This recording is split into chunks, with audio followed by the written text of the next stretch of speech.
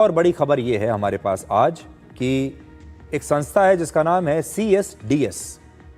इस CSDS नाम की संस्था के चुनाव विश्लेषक संजय कुमार पर चुनाव आयोग ने एक नया केस दर्ज कर दिया है। महाराष्ट्र चुनाव के मामले में गलत आंकड़े देने के विवाद पर उन पर यह नया केस दर्ज करवाया गया है। नासिक के चुनाव कार्यालय ने सोशल मीडिया पर एक पोस्ट किया है जिसमें लिखा है कि संजय कुमार ने नासिक के देवलाली विधानसभा में वोटर्स को लेकर जो भी आंकड़े दिए वो भ्रामक हैं, इसलिए उनके खिलाफ यह मामला दर्ज कराया गया है। इसी तरह से महाराष्ट्र के नागपुर में रामटेक विधानसभा क्षेत्र में वोटर से जुड़ी गलत जानकारी देने की वजह से केस दर्ज कर लिया गया है और इस मामले में नागपुर पुलिस ने भी यह जानकारी दी है कि CSDS के संजय कुमार के खिलाफ FIR दर्ज हो चुकी है। उन पर झूठी सूचना और चुनाव के नियमों के उल्लंघन का आरोप है और CSDS के चुनाव विश्लेषक संजय कुमार ने 2024 के लोकसभा चुनाव और महाराष्ट्र विधानसभा चुनाव के गलत आंकड़े पेश करते हुए 17 अगस्त को सोशल मीडिया पर 2 पोस्ट किए थे। एक पोस्ट में बताया गया था कि महाराष्ट्र के रामटेक और देवलाली विधानसभा में लोकसभा के बाद विधानसभा के चुनाव में वोटर्स की संख्या 36 से घटकर 38% तक 36 से लेकर 38% तक घट गई है। और उन्होंने तमाम तरह के, आप देखिए उनका मैं पुराना ट्वीट आपको दिखा रहा हूं, ये आप देखते जाइए। और इसमें उन्होंने तमाम तरह के आंकड़े पेश किए, गलत आंकड़े लगाए। और जब उन्होंने ये आंकड़े ट्वीट किए तो कांग्रेस पार्टी ने भी, कांग्रेस पार्टी के एक नेता हैं पवन खेड़ा, उन्होंने भी इन आंकड़ों के आधार पर सोशल मीडिया पर एक ट्वीट कर दिया। पवन खेड़ा ने इन्हीं आंकड़ों का जिक्र करते हुए चुनाव आयोग पर गंभीर आरोप लगा दिए। हालांकि अब संजय कुमार ने अपना ये ट्वीट डिलीट किया है, अपना पोस्ट, और इसके साथ ही पवन खेड़ा ने भी अपना पोस्ट डिलीट कर दिया है। और ऐसे तमाम लोग जो इन आंकड़ों का सहारा लेकर वोट चोरी का आरोप लगा रहे थे, जो कह रहे थे कि चुनाव में धांधली हो रही है, अब धीरे धीरे वो लोग भी अपनी पोस्ट को डिलीट कर रहे हैं। और इसीलिए आज आपको इससे ये सीख लेनी होगी कि कितनी बड़ी साजिश ये हो सकती है। एक और बड़ी बात यह है कि CSDS को भारत सरकार से फंडिंग मिलती है। Indian council of social science research ने उन्हें एक कारण बताओ नोटिस जारी किया है। CSDS एक रिसर्च इंस्टीट्यूट है जो सामाजिक, राजनीतिक और चुनावों पर अलग अलग सर्वे करता है और इसे मुख्य रूप से भारत सरकार की संस्था ICSSR से फंडिंग मिलती है। अब इस संस्था ने कहा है कि CSDS ने झूठे आंकड़े देकर फंडिंग की शर्तों का उल्लंघन किया है और उन्होंने ये भी कहा है कि CSDS ने भारत के चुनाव आयोग की SIR प्रक्रिया की पक्षपातपूर्ण विश्लेषण के आधार पर मीडिया जो स्टोरीज हैं वो प्रकाशित की है।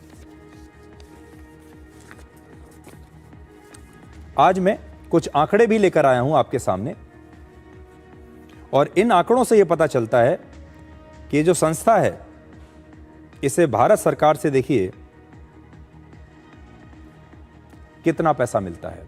ICSSR से इन्हें 2020 और 21 में 4.7 करोड़ रुपए मिले, 2021-22 में 4.3 करोड़ और 2023 और 24 में आप समझ लीजिए लगभग 98 लाख रुपए इन्हें मिले हैं। संसद में पेश किए गए आंकड़ों के मुताबिक सरकार की तरफ से, जो मैंने अभी आपको पढ़कर बताया, करोड़ों रुपया हाल के दिनों में इस संस्था को दिया गया है, जिसके कागजात इस समय मेरे हाथ में हैं।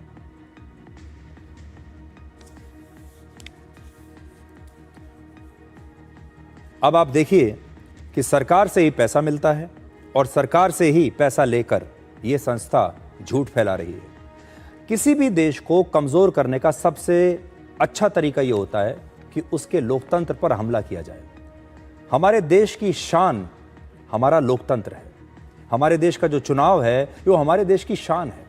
पूरी दुनिया में लोग मानते हैं कि भारत दुनिया का सबसे बड़ा चुनाव करवाता है जिसमें 100 करोड़ वोटर लगभग हिस्सा लेते हैं। यह हमारे देश की सबसे बड़ी उपलब्धि है, यह हमारे देश की शान है। हमारे चुनाव ही तो हमें चीन से अलग बनाते हैं, हमारे चुनाव हमें रशिया से अलग बनाते हैं, हमारे चुनाव हमें दुनिया के बड़े बड़े और देशों से अलग बनाते हैं, और हमारे चुनाव सबसे पारदर्शी हैं। और हमारा चुनाव ऐसा है जिसमें हर आम आदमी के हाथ में उसके वोट की ताकत है। वो जब चाहे सरकार बदल सकता है, और ये वोट की ताकत ही हमारे लोकतंत्र का सबसे मजबूत स्तंभ है। और अब कुछ विदेशी ताकतें ऐसी हैं जो इसी स्तंभ पर लगातार चोट कर रही है। और आपने देखा होगा दूसरे देशों में भी जब उन्हें कमजोर करने की साजिश होती है तो सबसे पहले उनके लोकतंत्र पर, उनके चुनाव पर इस तरह के हमले किए जाते हैं, जो कि अब हमारे देश में हो रहा है। अच्छी बात यह है कि संजय कुमार ने अपना ये पोस्ट डिलीट कर दिया। अब उनके खिलाफ कार्रवाई होगी, मामले दर्ज हो रहे हैं। संजय कुमार के इन फर्जी आंकड़ों को आधार बनाकर हमारे देश के जो विपक्षी नेता लगातार एजेंडा चला रहे थे, अब मजबूरी में उन्हें भी डिलीट करना पड़ रहा है। और धीरे धीरे आप देखिएगा आने वाले दिनों में जो तमाम आईटी सेल के जितने लोग थे जो इन्हें लगातार इन आंकड़ों को गलत तरीके से पेश कर रहे थे, संजय कुमार की इस माफीनामे के बाद से अब उन्हें भी अपने ये सारे पोस्ट डिलीट करने पड़ेंगे। और इससे राहुल गांधी को भी एक सीख लेनी चाहिए। अब जब इतना सब कुछ हो रहा है, जब इन आंकड़ों में भी ये पाया गया कि ये फर्जी आंकड़े हैं, तो अब उन्हें समय आ गया है कि वो एक एफिडेविट पेश करें चुनाव आयोग के सामने। और एफिडेविट के साथ जो आंकड़े वो दे रहे हैं, क्योंकि वो भी लगभग यही बात कर रहे हैं जो यहां पर दी गई थी, ऐसे ही आंकड़े राहुल गांधी भी पेश कर रहे हैं।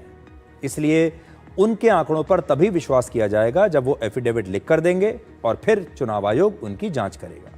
ये बहुत चिंताजनक बात है हमारे देश के विपक्षी नेताओं के लिए, और सोशल मीडिया पर इन विपक्षी नेताओं के लिए जो शोर मचाने वाले आईटी सेल हैं, उनके लिए भी बहुत चिंता का विषय है।